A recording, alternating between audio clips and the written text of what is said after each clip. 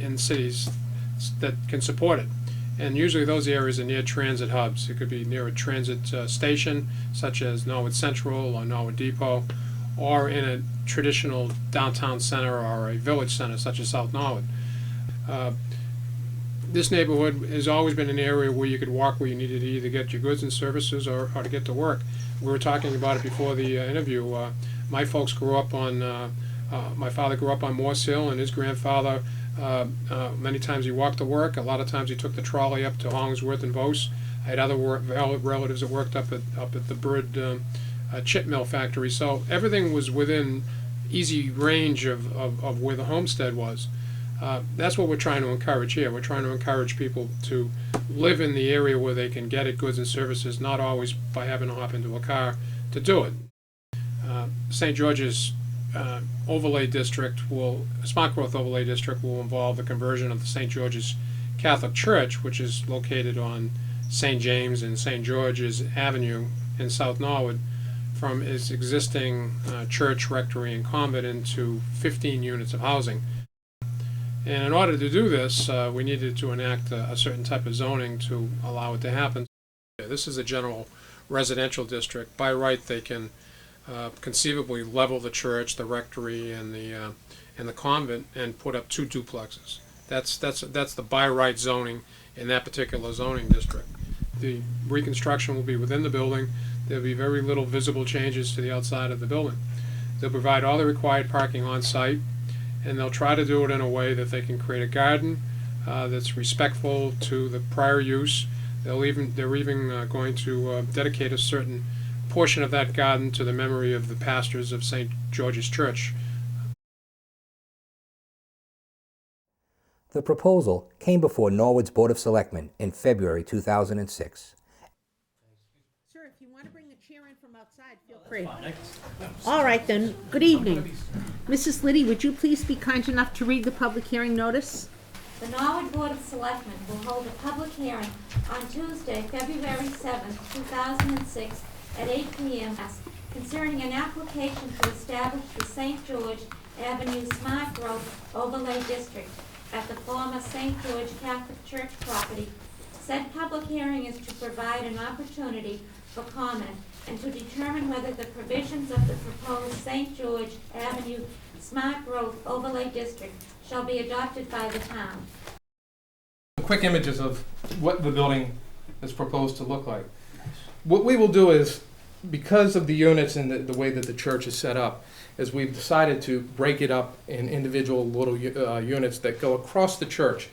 Take the existing window openings, lower them, put the doors through there, and that you would enter the unit through the front in the courtyard area. Father Bill's garden would be where you would pass through every day to come into the building. Some quick plans of the actual church building itself. You can see the 4 one-bedroom units on the lower level over here. They all have a living room, kitchen, dining room, laundry area, bathroom, and obviously the 1 bedroom. First floor is what we're going to propose to do here is create loft-style apartments. Because of the headroom within that unit, we're able to get 2 floors within that space. But we thought it would be nice to be able to have a big 2-story space toward the front of the building. So what we have is we have a 2-bedroom unit toward the front in which you would have a living room, dining room, and kitchen.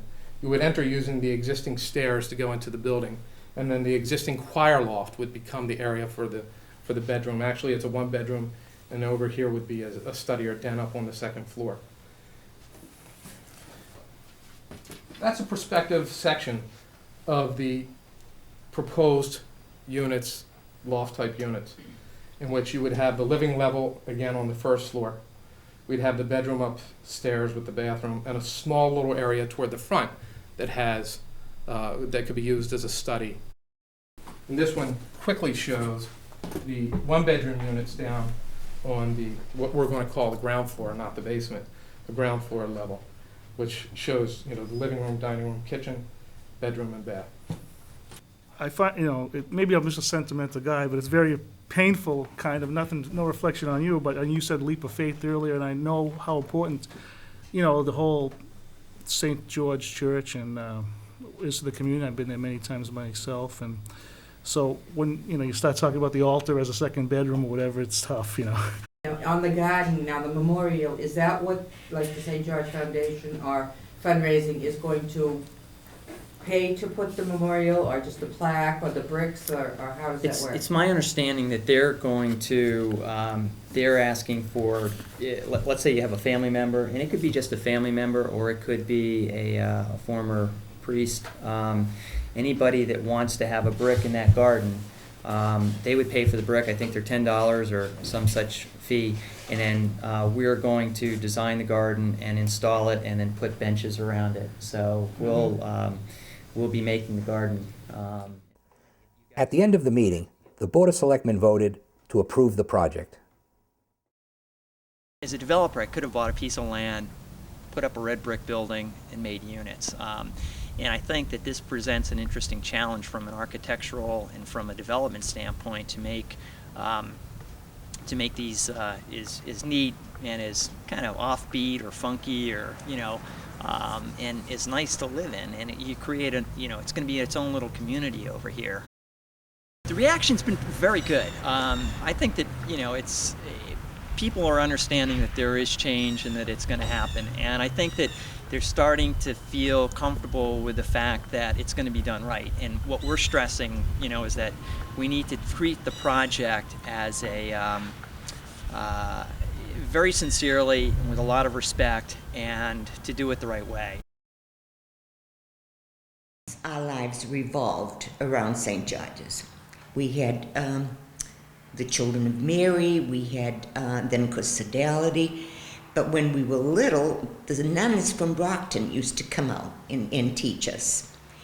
And they were very strict too. They loved us, but they were very strict. It really didn't matter who you were. You'd get this, a backhand as you're walking by. Not meanly, no one ever took it and ran home and told Mama, because you knew that you were out of bounds or something. And of course we had the children's choir, which is a big one. I remember it was a very large children's choir. Then we had the big choir. They were snobs, we always said, because they were big. But then we had all the organizations. My goodness, we had, of course, the Children of Mary. We had the altar boys. They had their own group, and then the men, the Holy Name. The women had, we had Fidelity, and then they had the Rosary group. And then they had, if I remember correctly, they didn't call it caring committee at that time, but if anyone was sick, the women would get together and make sure they took care of them. And I remember that. My name is Carol Korsky Chichokis. I guess I was baptized at St. George's, although I have the records, but I don't have pictures. I'm bringing today the we made our first communion there too, but again, I don't have pictures of that. We went over to the rectory every year. Whoever made the first communion had a breakfast of ice cream early in the morning, and we ate it in the rectory. And the ice cream was in the shape of a cross. Eating it early in the morning. I don't have any pictures that far back, but I do have confirmation in the May processions. So that's like 1949. I was born in 39.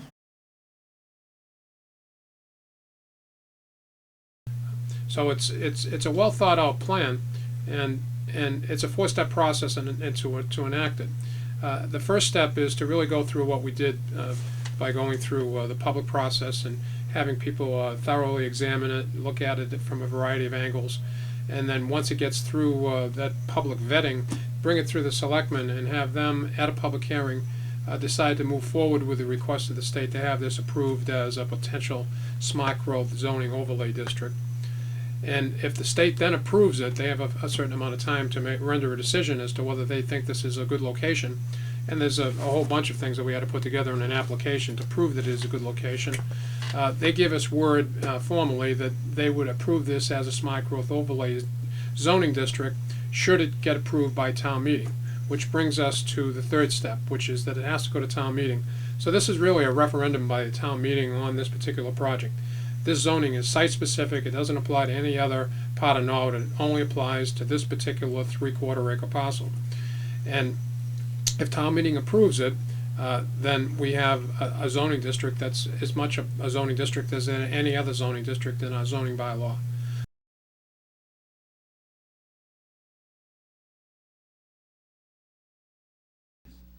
Article 33. Mr. Pachakowski, we have a report on that. Do you want me to read the article or not? Just a report? The article is to amend the zoning bylaw and map to establish the St. George Avenue Smart Growth Overlay District. This is the motion in accordance with Article 33 of the warrant. And your report, or the report of the Planning Board? Planning Board, by a vote of 4-0, recommends approval of Article 33 for the following reasons. The St. George Association, I'm going to call it instead of SGAS, is located at the intersection of St. George, St. James, and Pond Avenues in South Norwood, which has the necessary infrastructure, public transportation, and neighborhood goods and services to accommodate increased residential density. In fact, under Massachusetts General Law, Chapter 40R, smart growth districts must be located in these areas, i.e. downtowns, village centers, in order to be approved by the state as a smart growth district. Approval of the St. George project allows for a tasteful conversion of a former Catholic church property into 15 condominiums, 3 of which will be affordable to low and moderate income households. 2 of these affordable condos will be reserved for Norwood families. The St. George project will preserve the existing building by not allowing them to be demolished and will create a courtyard area open by easement to the public for quiet reflection and meditation. These requirements are contained in a memorandum of agreement between the town and the developer. I was asked by many of the people there from the Portuguese, the Polish, and the Lithuanian, which I am, to go against this. So I don't want this audience here, and many, many of them here, I know have been to St. George's, and they know Father Bill and what he fought. He fought for one church, an ethnic church. We don't have an ethnic church. We'd have to go to Brockton or South Boston to see another ethnic church. And the sister today that I was talking to, she says definitely she's going to look into this. And I don't want this thing to go any further. The favorable things that I have to say outweigh any adversity that I can currently be aware of, except for one very bad thing. The bad thing occurred the day that the church was closed and sold.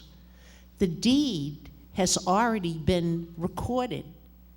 So the Archdiocese can't help any longer. The deed is already recorded. The property is currently owned by the developer. My heart breaks for Stanley Wassell, and I understand the pain that all of the parishioners of St. George's have suffered as a result of this church closing. That church was a self-sufficient ethnic community which was highly loved by hundreds and thousands of people over the years. But in real life, what we have to do now is we have to make the best of the situation that currently exists. Thank you. Mr. Pachakowski. I'd just like to answer a couple of Mr. Wassell's questions. But first, my family was members of St. Peter's, and that closed, and then they became members of St. George's, and that closed. So I won't tell you where they go to church now, because it's next in the line. I just want to also say I fully agree with Mrs. Donahue and her feelings. I couldn't say it any better as far as myself and the planning board, what we thought was the best use of the facility down there. It's basically going to maintain, they're not raising the building. It won't be a church anymore. We all understand that.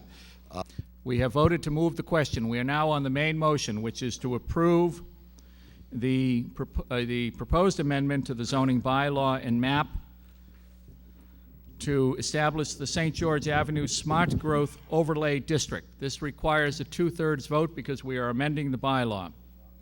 On the main motion to amend the bylaw, all those in favor, please say aye. Aye.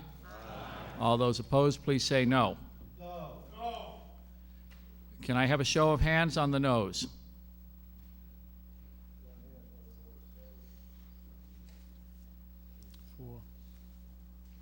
Count 4. All right, I have 4 no votes. Show of hands on the yeses. The motion is carried on a 2/3 vote. Well, I'm here with John Iredale. We just had the town meeting vote, and 2 votes successfully in favor of the development at St. George's in the Smart Growth Overlay Plan. What's your reaction to the vote this evening? Well, it's a terrific night. You know, the anticipation was always the 2/3 vote that we needed at town meeting, and we've done a lot of legwork and a lot of homework. There's been a lot of meetings, a lot of community support, and you know, just big thanks to the selectmen and the town planners and everybody that's gotten behind it. It's overwhelming. It's been really nice.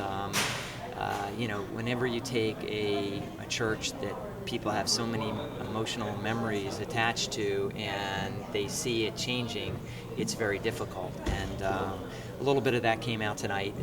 You know, one gentleman in particular that was very emotional, and you know, nobody wants to see change like that. And what's the timeline for renovation going forward? Renovation we now go to, the state now has to sign off because town meeting has approved it, which will take about a week. Then we have to put a notice in the paper for a public hearing. The public hearing happens, and then it goes back to the planning commission. The planning commission, we sit down and we negotiate how many lights and, you know, how everything is really going to work, and then we issue a permit and we can start. So we're probably looking at about mid-June, you know, to start in full and in earnest. With projected completion? I'd say a year. I'd say a good year, and hopefully families and kids will be riding bikes, and it'll be you know, a real neat place to go to. All right, this is St. George's Roman Catholic Church as you're walking down the aisle towards the altar, and the choir was above that. And this is the corner where we kept St. Anthony's statue, very well devoted, and St. Teresa was on the opposite corner. This is the Holy Dove. And St. George's window in the back of the altar. And this was our cross hanging from in front of the altar. Yeah, this is the one that came from Lithuania, Yeah. this cross, yeah. And this is the entire- altar. This is our main altar with the Blessed Mother and the Sacred Heart on each side of it. And this was our Lord Jesus crucifix on the going outside. You can see that. And this is Our Lady of Fatima's altar. This altar was made by some Portuguese people, and they made it special for the Lady of Fatima. And these flowers were well taken care of by the Portuguese parishioners. And this is the outside. At one time we had St. George's statue right there in memory of the Lithuanian